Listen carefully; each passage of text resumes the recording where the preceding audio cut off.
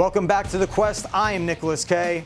And in this week's episode, we go back to the Blue Pod with action between Anthony Gangone and Matt Macintosh. Now, this will be Matt Macintosh's first opportunity to show you what he's got in the Blue Pod. But Anthony Gangone, this will be his last chance to move up in the standings of The Quest. Speaking of the standings, let's go take a look at our current standings.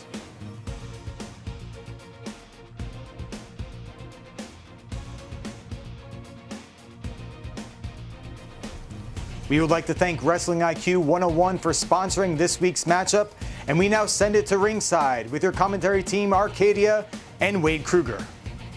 We're back for another match in the Quest Blue Pod, here from Bayville.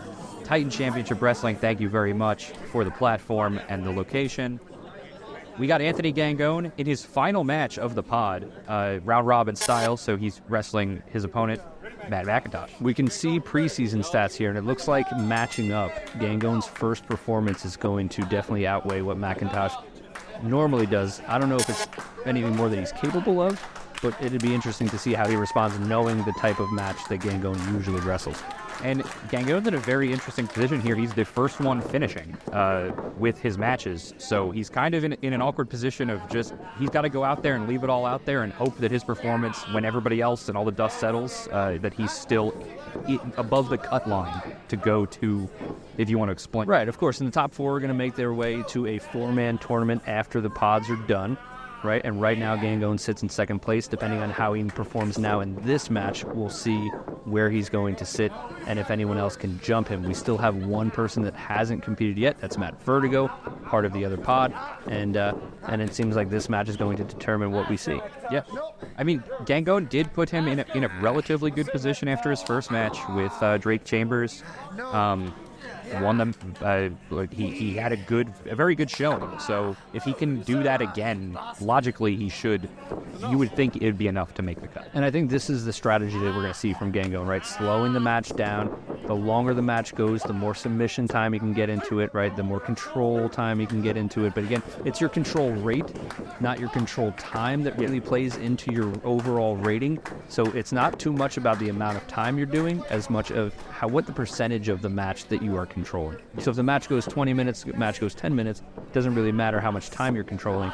It matters the percentage of which that time does. And this is a match where, like, Gangone wants to stay on Macintosh. Macintosh has a bit of a size advantage, close, but and he's clearly, I think he's got the power advantage.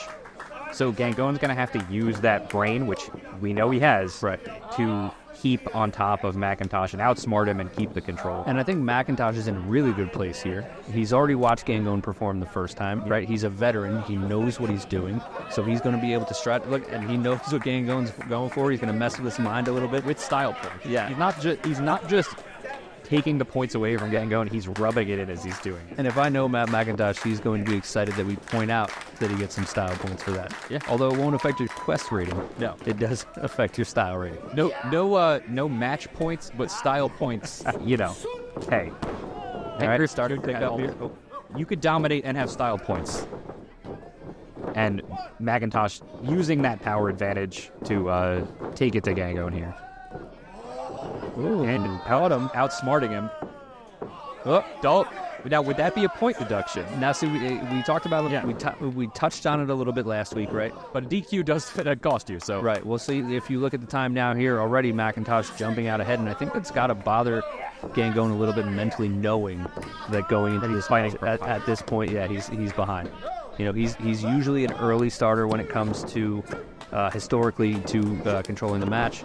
Oh yeah, and we've seen that that's important enough to him that he'll literally jump a guy before the bell to make sure he has that early advantage. So, and then a little bit of more style from Macintosh. And this is the part that I'm confused about a little bit. You know, Macintosh taking his time. He knows and there you go. Right. See, that's the problem. Macintosh is clearly in control, and he took his time. And now Gangone's on top. If you're too busy worrying about winning points with the crowd, it might cost you with your opponent. And we did discuss it last week a little bit about the momentum, yes, that you get from gaining with the crowd.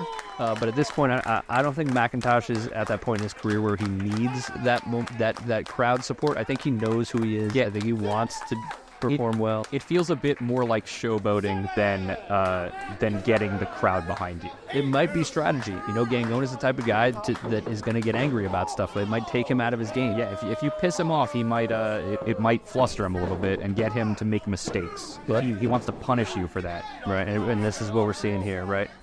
As Macintosh checks his teeth to make sure they're still intact, looks like Gangone is in pure control here. And Gangone just, I know he'll use anything to his advantage, but man, he just looks scummy. Like, That's not a nice thing to say. it's just a fact. Can you define scummy? Anthony Gangone. Oh, that's not nice. I wouldn't say those things about him. I've been in the ring with him. He looks greasy. And he acts greasy. So you are what? So I'm going to take what you said and turn it into a positive. If he looks like the type of person that would dominate a match and do anything necessary to dominate a match. Yeah, Just like this. yeah. Oh, it tells you what he's gonna do. Okay. And it's what he's gonna do is be scummy. I don't know if we got a clear definition there. But, is that okay? You give me the look. I get it. Yeah. All right. I'm gonna say that was pretty scummy. Okay. I understand. Oh, Yeah, and it looks like, well, I mean, you can't gain strike points if Okay. you can't see. exactly. And strategically, if your opponent can't see, it might be easier to control them. Yes. And if there's no point deduction for doing something like that, why wouldn't you do it? And I definitely think that that's what we're going to have to look into, in the future about making sure we even the playing field. Like, look at this right now. Gangone is doing what he did. He was behind at the beginning. Now he's up to 250. Vision cleared for Macintosh, and he's taking it right back to Gangone now. There we go. Macintosh fighting back. And Gangone looks like it is an interesting thought for the future. If you know you're going to lose points for that maneuver, you have to make sure you take enough control and do enough with it afterwards to make those points back. And in that situation, I don't know that Gangone did. He eye poked him, and Macintosh was right back. Gotcha. That was a beautiful Northern Light suplex from Gangone, something that I rarely see from him, with a beautiful bridge trying to get the points. Very ungreasy, unscummy maneuver. I agree. So, I mean, just because he looks a certain way doesn't mean he doesn't act no. It's amazing. As soon as you say the word scummy, it's almost like it triggers something in Gangone, grabbing the nose. Just to remind you. I think it's just a strategic move. He's just trying to make sure that Macintosh knows that he's in control and that he's going to continue to be. The thing that just frustrates me as a fan and as a wrestler is that he can win without doing those things. So it bothers me to watch him resort to that. But it's working, so I can't knock it. If there is ever a scenario in which you get an opportunity to ask Anthony Gangone questions, I want to make sure that you ask those questions. Okay. Will I be in the same room as him when I ask these questions? It might happen. Now that you've given me this inspiration, I might have to put you in a room with him. I don't know if I want that. He looks like he doesn't smell great. As we go back to the match, Macintosh trying to take control. Some sort of mix-up here with when we're moving back and forth. But smart enough to stay on him and smart enough from Gangone to grab those ropes so he cannot pull him back to the middle of the ring and take that control. Oh, and then Gangone, nice head to the midsection in response to some sort of what looked like some miscommunication in the middle of the ring, where it looks like both guys are kind of just coming together. I literally can't even compliment this man, because the second I do, he does the next scummiest thing I've ever seen. I want to be nice to him, but I physically cannot, Arcadia. Are you aware? It looks like we have some big moves coming up from Macintosh. A nice slide through German suplex. And drops Gangone right on the back of his head and on that greasy hair of his. I think it's time for I think Macintosh kind of sees what's happening and knows that he's been behind a little bit. And whoa! I did not know. Did not know he was capable. Oh, well. And classic Gangone move here, where he's always aware, always know what's going on.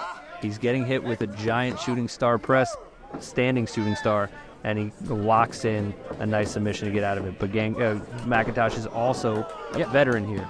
And they're just very back and forth. An interesting thing I wanted to point out there is the strikes are even here. Macintosh, you could tell he knew he was behind, and he started to throw a flurry of moves to try to close that gap. And when you're focused on hitting a bunch in a row to get back in the match, it's very easy for somebody like Gangone to take advantage of that, play a little possum, and then reverse it because he knows you have to fight back and throw everything you have. And I think that's an advantage for a guy like Gangone where his style already fits kind of what this program is about, you know, and guys like that are not used to having to maintain control. Got a little bit of both of them there. Yeah. But hey, Gangone's smart enough to immediately shake it off and go into the pin to take a little bit of that advantage back. Yeah, this is definitely picked up. I think both guys know what's on the line here. Gangone trying to put whatever performance he can to kind of put himself, you know, for the rest of the tournament where he needs to be. Macintosh trying to put himself, at least from the beginning, in a spot where he can, you know, maintain some sort of level and then bump it up the next match he has. And as the stats show, when you have somebody who has that, who gains control and controls the match, you're fighting from ahead the whole match. You don't have to fight for your life at the end to try to close the gap in points. That's built for somebody like Gangone, somebody like Azriel, who is known for controlling the pace. You're fighting from ahead. When you're fighting from behind, it's tough to come back. And I think that's part of the spirit of what we're doing here. You know, Gangone, a guy who, you know, used a lot of energy early in the match, but ended up taking that pinfall from Jake Chambers, is now putting himself in a position to not only control the match, hit all the strikes he can, but even get the points in the end to win the match. It's a bit of a risk reward because when you go for that advantage early and you spend all that energy, it's like you got to make sure you use it importantly, because if you need it later, it's not there. You've used it and it's gone. See, there goes Macintosh again, pointing to the crowd. He needs that inspiration. And he's letting Gangone get him. So, yeah, Gangone's ahead of him and getting up. I would not be wasting that much time with the crowd. Well, it didn't seem to matter too much, right? You always got to worry, though. Gangone could have been playing possum that whole time. We've seen it enough. And maybe we're seeing the same signs that we saw in the last match from Gangone, where early on he's taking control. He's trying to win the match, right? Yes, but he's tiring himself out by doing that too much. Here's an interesting scenario here is like maybe where after that giant maneuver, Macintosh might have gone for a pin before. When he knows he's behind in this match and he knows he needs the control on the ground to close that gap in points, maybe slaps on a submission instead when he might have gone to pin. So if he goes for a pin, he gets a 3, he gets the points, right, for the pin, but he's also missing all that control time that he could have gotten, and this is where it changes right here. Yep, his score is going to be lower because even though the pin, and yeah, that's a knockout. That's academic. 2, 3. And Gangone gets the victory. Wow. And there he is, looking as scummy as ever. You know, he's gonna enjoy it. Has he ever enjoyed anything in his life? It doesn't look like he enjoys things, other than attacking other people. Well, he does things for a reason, right? I mean, I guess, yes, beating people up is one thing, but he's got to enjoy something that makes him come back. There you go. He's enjoying. He's literally coming back right now to enjoy himself. Just to let the crowd know that they were wrong for ever doubting him for even a second. All right, let's take a look at the stats here. Not as many strikes as we're used to seeing, a lot of back and forth. I think that plays to the fact that they're both veterans. But the control time. 4 minutes, 55 seconds, right up there with his average. And a lot of pinfall attempts. For 5 is a pretty high number. That's going to wear your opponent down. Right. And this is definitely going to put him in a good spot. He should, with his performance here, put him in a good area. The control time here, look at the strikes. You know, not a lot of strikes from Macintosh. He spent a lot of time on the defense. I talk about that submission at the end. He would have had almost no submission time if he didn't slap that on at the end to try to close that gap and that number. All right, well, hopefully this is enough to put Gangone into the tournament. Let's see how Macintosh is going to play out for the rest, and we will throw it back to the studio. Now let's take a look at the rating for this week's Quest competitors.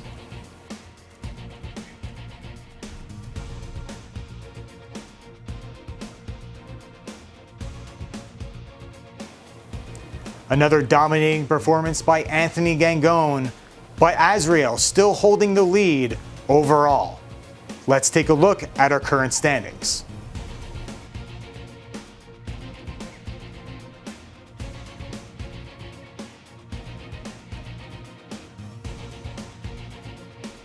We would like to thank Titan Pro Wrestling for hosting the Quest this week. Be sure to tune in next week for a bonus double episode with action in both the blue and red pods. I am Nicholas K. Be sure to join us on all of our social media platforms and be sure to stay on the Quest.